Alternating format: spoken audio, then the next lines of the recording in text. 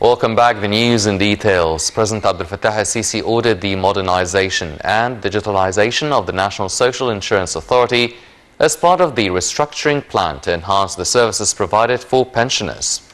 This came during a meeting with Prime Minister Mustafa Madbouli, Minister of Social Solidarity Navina Qabbaj, Minister of Communications and Information Technology Amr Talat, the Presidential Advisor for Financial Affairs and the head of the National Authority for Social Insurance.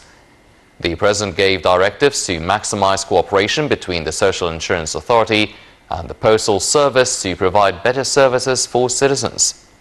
The meeting also covered social educational programs and kindergartens. The President gave directives to issue temporary licenses for all unlicensed kindergartens, which numbered at about 10,000.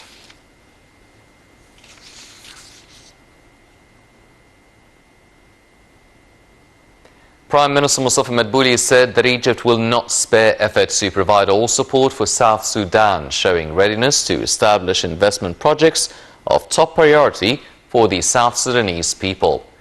This came at a meeting held by Madbouli with South Sudan Irrigation Minister Manawa Peter, attended by Water Resources and Irrigation Minister Muhammad Abdel Ati. The Prime Minister gave his directives to speed up forming a joint Supreme Committee between the two countries and holding the first meeting in Cairo before the end of this year. On his side, the South Sudanese minister expressed appreciation of his country's leadership and government for Egypt's support during the crisis of the floods. He also asserted Juba's keenness on boosting cooperation with Cairo and benefiting from Egypt's special expertise in capacity building. He also welcomed establishing Egyptian investment projects in the fields of agriculture, irrigation and electricity, and other infrastructure projects.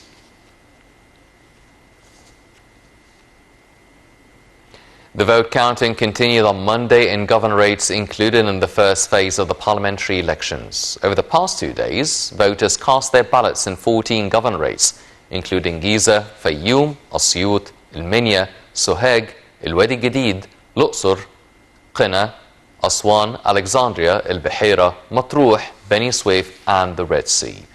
Head of the National Elections Authority, Councillor Lashin Ibrahim, said the 2-day elections went smoothly, adding that the operation room had not received any complaints. In the first phase, 1,879 candidates are vying in 71 constituencies and 4 lists in 2 constituencies. The second round takes place on November 7th and 8th, while the runoffs will be held in late November, early December.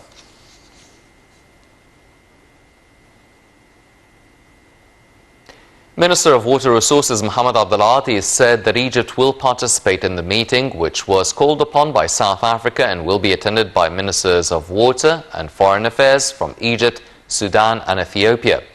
The meeting will be held at the aim of launching negotiations over the Ethiopian Renaissance Dam as the talks stopped since last August. The minister reiterated that the meeting will discuss the outcomes of the African Union Baru Authority meetings.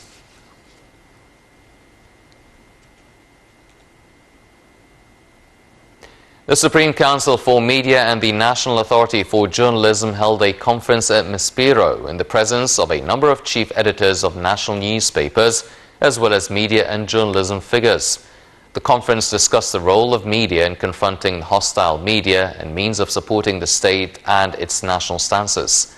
During the meeting, the Supreme Council for Media expressed gratitude to media and journalism figures for their commitment to stop publishing all negative news concerning the State Minister for Information. Meanwhile, the Council stressed keenness on activating the Articles of Law number 180 for 2018, including the one which stipulates the necessity of conducting constructive dialogue between the Council and the concerned state institutions for improving the environment of media and journalism work.